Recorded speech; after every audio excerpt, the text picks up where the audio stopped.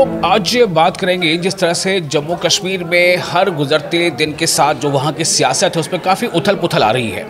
और जम्मू कश्मीर की सियासत में एक तो आपको पता है कि वहाँ पर एक लंबे अरसे के बाद अवामी मुंतखब हुकूमत जो है वो वजूद में है, वरना आपको पता है कि उससे पहले चुनी हुई सरकार नहीं थी। काफ़ी लंबे अरसे के बाद उमर अब्दुल्ला की क़यादत में चुनी हुई सरकार अभी वजूद में है और इसको साल भर से ठीक अभी 1 साल पूरे हुए हैं और कुछ दिन या कह लो कि हफ्ते अभी हो रहे हैं।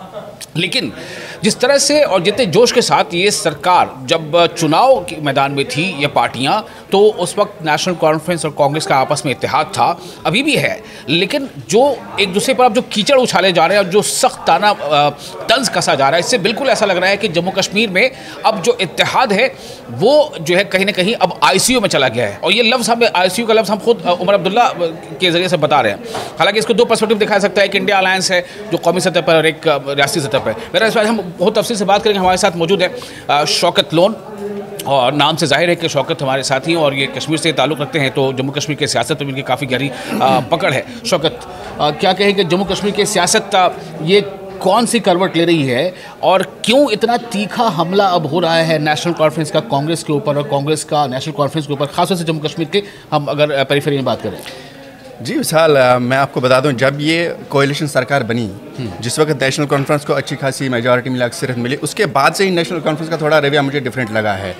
और उसके बाद जब हुकूमत बनी, फिर कलमदान बांटने की बारी आई, तो उस वक्त भी पहले से थोड़ा सा, लेकिन अब मुझे लगता है कि कांग्रेस का पैमाना लबरेज जो है ना, बोलते हैं ना, सबर का पैमाना लबरेज हो रहा, मुझे लगता है वो हो रहा। क्योंकि कल भी मैंने एक कांग्रेस लीडर का बाइट सुना था, बयान सुना, तो वो ये बोल रहे थे कि अगर हम कांग्रेस NC के साथ नहीं लड़ते, अलायंस में नहीं आते इनके साथ, तो हम कम से कम 20 से 25 सीटें जीतते। और इन्होंने ये तक कहा कल कि जब LG एडमिनिस्ट्रेशन थी तो काम होते थे, हम उनके पास जाते थे, हमारे काम होते थे, लोगों के काम होते थे, लेकिन जब से उमर अब्दुल्ला हुकूमत बनी है कुछ काम भी नहीं हो रहे हैं। तो मुझे लगता है कि अब एक लिमिट हो गई है जहाँ पे एक पुश टू द वॉल जैसा मामला हो गया है। और आज जैसे तारिक हमीद कर्रा जो जम्मू कश्मीर कांग्रेस के सदर, उन्होंने तो खुल्लम खुल्ला धमकी दी कि अगर यही रवैया रहा, अगर इस तरह से कांग्रेस को इग्नोर करता है, अवॉइड करता है, किया जा रहा, आगे भी करते रहे, तो हम वापस मतलब विड्रा करने के लिए सपोर्ट में मजबूर हो जाएंगे। अच्छा, मैं इसको दो तरह से देखना चाहता हूँ शौकत। एक तो अभी देखिए हालिया दिनों जो खुद वज़ीर आला उमर अब्दुल्ला का स्टेटमेंट आया था, तब उन्होंने इंडिया अलायंस को लेकर स्टेटमेंट दिया था। उन्होंने कहा था कि इंडिया अलायंस जो है वो ICU में है और इस पर अगर जल्द कुछ काम नहीं हुआ या बातचीत नहीं हुई तो हो सकता है कि ये और ज़्यादा ख़तरे में चला जाएगा। इस पर जाहिर सी बात है कि अपोजिशन पार्टी जो मेन पार्टी है जम्मू कश्मीर वो BJP है, तो उसने इस पर काफ़ी चुटकी भी ली थी। सुरेश शर्मा का भी स्टेटमेंट आया था, पठानिया ने भी स्टेटमेंट दिया था। उन्होंने कहा था कि दरअसल उन्हें अब रियलाइज़ हुआ है, यानी BJP का मौक़िफ़ ये है कि ये जो इत्तेहाद है ये उसूलों पर मबनी इत्तेहाद नहीं था, इसलिए ऐसी नौबत आनी ही थी। क्या ये एक मतलब वाजिब बात है या सही बात है जो BJP कह रही है? देखिए, उमर अब्दुल्ला साहब का आज ही नहीं है कि कल उन्होंने ऐसा कहा। इससे पहले भी अगर आपको याद होगा, उस पे उनके एक बयान पे बवाल हुआ था जब उन्होंने कहा था कि ये लोकसभा इलेक्शन के लिए था। जब उसके बाद कई स्टेट्स में जब इंडिया अलायंस की हार हुई, ठीक, बाई इलेक्शन में इंडिया अलायंस की हो, तो उमर अब्दुल्ला वोकल रहे हैं इस मामले में। तो कल उन्होंने साफ साफ ही कहा था कि अब तो ICU में है ये इंडिया अलायंस जो है, और उन्होंने उसमें खास तौर पे बिहार इलेक्शंस के जो रिजल्ट्स हैं उसका हवाला दिया और in fighting with in India alliance का उन्होंने बात की। तो मुझे लगता है कि, और साथ ही ये भी कहा उन्होंने कि इंडिया अलायंस जो है वो BJP से लड़ नहीं पा रही है। बिल्कुल, उन्होंने सबसे बड़ी यही है कि इलेक्शन में BJP की जो पॉलिसीज़ है या जो रवैया है, जो तरीक़ेकार है, उससे लड़ने में, उनको हराने में इंडिया अलायंस नाकाम हो रही है। और उसके अलावा फिर आपस में अरसाकशी, आपस में लड़ाई झगड़ा है, तो उस वजह से मुझे लगता है ये ICU में है।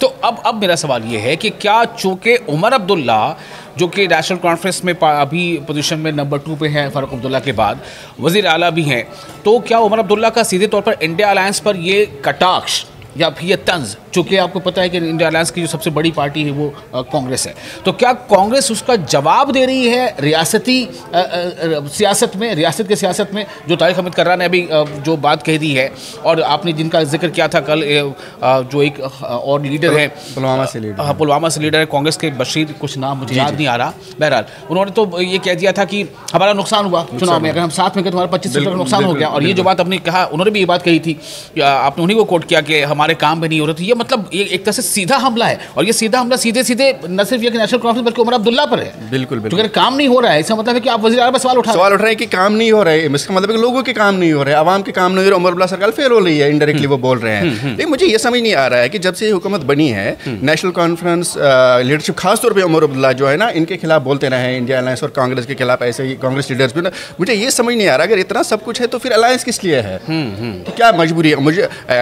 और कांग्रेस अलायंस में होते हुए भी नहीं है उसमें, ना उनका कोई वजीर है, ना उन सरकार में वो शामिल नहीं है, ठीक है, इनडायरेक्टली है वो, ये बाहर से सपोर्ट कर रहे हो। तो उनको जब कुछ डिसीजन लेते हैं उनको उनसे कंसल्ट नहीं किया जा रहा है। दूसरी तरफ नेशनल कॉन्फ्रेंस के पास भी इतनी है मेजॉरिटी है, इतने एमएलएज हैं कि अगर कांग्रेस ले भी जाती है तो हुकूमत नहीं गिरी जाएगी। तो यही पे एक सवाल है। आपको याद होगा कि जब अभी राज्यसभा में सीटों के बंटवारे की बात आई थी, 4 सीटों पर उम्मीदवार खड़े करने थे, तो नेशनल कॉन्फ्रेंस ने 3 सीटों पर उम्मीदवार कर दिए और चौथी सीट जिसको कांग्रेस नहीं चाहती थी वो सीट कांग्रेस को ऑफर किया। तब ये बात कही गई थी रियासती जो लीडरान उनकी तरफ से कि कांग्रेस के अंदर एक एरोगेंस आ गई है, माफ कीजिएगा नेशनल कॉन्फ्रेंस के अंदर एक एरोगेंस आ गई है और ये उनको नुकसान पड़ेगा। तो क्या ये सच में वही बात है जो आपने अपनी शुरुआत में कही कि नेशनल कॉन्फ्रेंस को जो सीटें मिली हैं बढ़ चढ़कर असेंबली इंतखाब में, उससे कहने के उसको नेशनल कॉन्फ्रेंस के अंदर वाकई एक एरोगेंस आ गया, वो कांग्रेस को जो है वो खातिर में नहीं ला रही है? देखिए विशाल, अगर हम वर्ड एरोगेंस यूज ना भी करें तो भी एक आप सीधे ये मैं कह रहा हूं कि कांग्रेस के लीडर ने सवाल किया, बात कंप्लीट करने दीजिए आप। जो उमर अब्दुल्ला इलेक्शंस के दौरान, इलेक्शन से पहले अलायंस और कांग्रेस के लेके अपना मौक़िफ़ रखते थे, जो उनका मौक़िफ़ था वो अब डिफरेंट हो गया है। ये असल बात है। बिल्कुल, आप उन पहले के बयान सुन लीजिए, साथ हैं, वो है, मिलके करना है, सब बीजेपी के साथ खिलाफ अलायंस है, ठीक है, ज़रूरत है अलायंस की, वो सब आज कुछ और बयान में। तो आप अगर एरोगेंस नहीं भी कहेंगे, लेकिन आपको खुला खुला दिखेगा भी कि नहीं, कुछ न कुछ तो है, बदलाव तो, चेंज तो आई है। वो ट्यून में, वो बयानात में, वो रवैये में, वो नज़रिए में बदलाव तो, चेंज तो आया है। देखिए कहाँ पर ये इसमें हमने देखा कि दोनों अलायंस में है लेकिन राहें अलग हैं। जैसे स्टेटहुड के मुद्दे पर जिस तरह से कांग्रेस का कैंपेन था, कांग्रेस ने कहा कि हमसे कंसल्ट नहीं किया गया, बिल्कुल, है ना, ये बात है। अब कुछ और हो रहे हैं तो ये बोल रहे हैं कि हमसे कंसल्ट नहीं किया जा रहा है। तो मैं एक चीज़ बता दूँ, इस आम पब्लिक ओपिनियन ये है कि कांग्रेस को कहीं ना कहीं निकलना चाहिए, अलायंस से अलग होना चाहिए, क्योंकि रीजनल पॉलिटिक्स है। नहीं, आप कैसे कह रहे हैं कि आम पब्लिक, मतलब हम बात करते हैं लोगों से, ठीक है, जो एक तबका है जो ये कह रहा है, जो ये मान रहा है, तो कि आम पब्लिक, मतलब आपका कहने मतलब ये है कि जो कांग्रेस के सपोर्टर या हिमायती हैं वो, हाँ, वो मतलब कांग्रेस के सपोर्टर और जो कांग्रेस के हमदर्द हैं, जो तो उनसे हमदर्दी रखते हैं, उनका ये है कि नहीं, हमको अलग ही होना चाहिए। इसका मतलब है कि उन्होंने भी कहने की महसूस किया कि कांग्रेस को नेशनल कॉन्फ्रेंस जो है वो इग्नोर कर रही है या इग्नोर कर रही है। बिल्कुल, उनको उनके अंदर मुझे लगता है कि ये अंदर है कि धोखा हो रहा है हमारे साथ। अगर हमने साथ लड़ा, उनके बकौल हम हार गए, हमको नुकसान हो गया, फिर हमारी कोई वैल्यू नहीं है हुकूमत में। अच्छा, अब एक बात, अभी तक तो ये हो रहा था कि जो थोड़े कोई एक्स एमएलए हैं या कोई मतलब उस लेवल के लीडर्स ये बात कर रहे थे। अब लेकिन पार्टी के जो प्रेसिडेंट हैं, जम्मू कश्मीर कांग्रेस के सदर तारिक कर्रा, वो स्टेटमेंट दे रहे हैं।